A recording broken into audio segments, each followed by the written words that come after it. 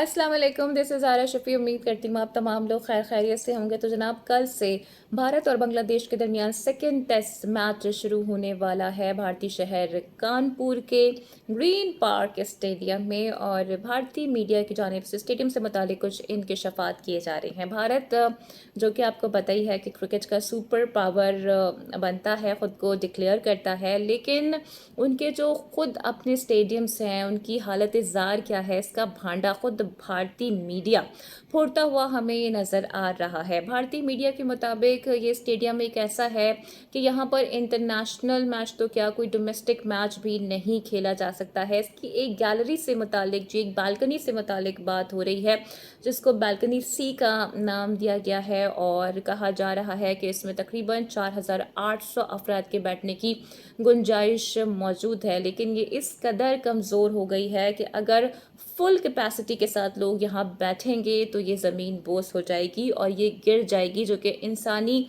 जानों के लिए एक बहुत बड़ा ख़तरा भी साबित हो सकता है। और इसी वजह से अब ये फैसला किया गया है कि जो गुंजाइश है वो इसकी कम की जाए और सिर्फ 1700 टिकट्स ही इस हवाले से फ़रोख्त भी किए गए हैं। और तमाम तर जो इस मुतालिक रिपोर्ट है वो भी सबमिट करा दी गई है इंतज़ामिया को। अब क्वेश्चन यहाँ पर ये रेज़ हो रहा है कि इंटरनेशनल जी मैच हो रहा है, बांग्लादेश की टीम आपके यहाँ आई हुई है, और ऐसे में इस कदर नाकिस इंतज़ाम किए गए हैं कि भारतीय मीडिया भी इस पर सीखपा है और उनकी जानिब से भी सवालात उठाए जा रहे हैं। यही नहीं बल्कि ये भी कहा जा रहा है कि जो एक वीआईपी स्टैंड है वहाँ पर 8 बल्ब भी ख़राब हैं, और इसके हवाले से भी कोई इंतज़ामात पहले से नहीं किए गए थे। फिर मौसम से मुतालिक भी बात हो रही है और ये भी कहा जा रहा है कि इस एरिया में पोल्यूशन बहुत ज़्यादा हो जाती है और हद निगाह भी कम हो जाती है। तो अगर शाम में इस स्टेडियम में मैचेस होंगे,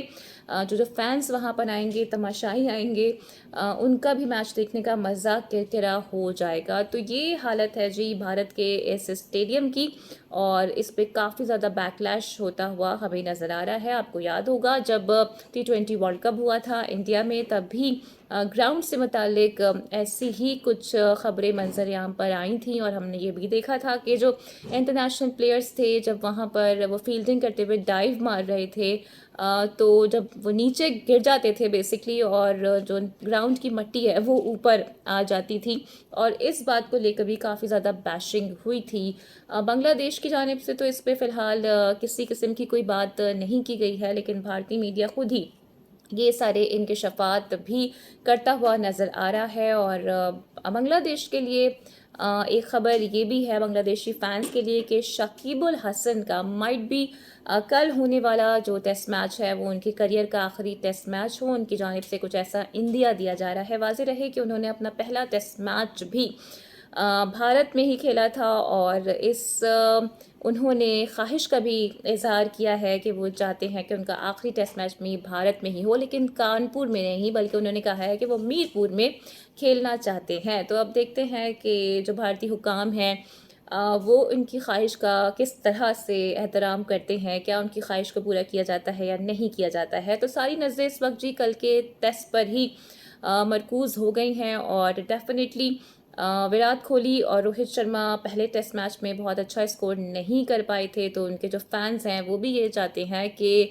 विराट कोहली और रोहित शर्मा कोई बड़ा स्कोर करें और भारत बड़े मार्जिन से ये मैच जीते।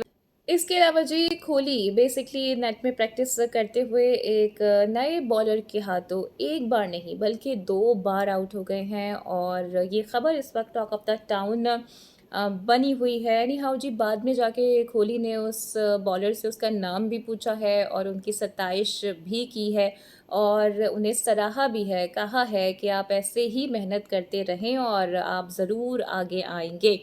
लेकिन भारत में ही हम खुद ये देख रहे हैं कि लोग क्रिटिसाइज़ करते हुए कोहली को नज़र आ रहे हैं, और कह रहे हैं कि शायद उनके रन बनाने की अब हंगर ही ख़त्म हो गई है, या क्रिकेट से उनका दिल भर चुका है, क्योंकि मुस्तकिल वो भी नाकाम होते हुए नज़र आ रहे हैं, स्ट्रगल कर रहे हैं।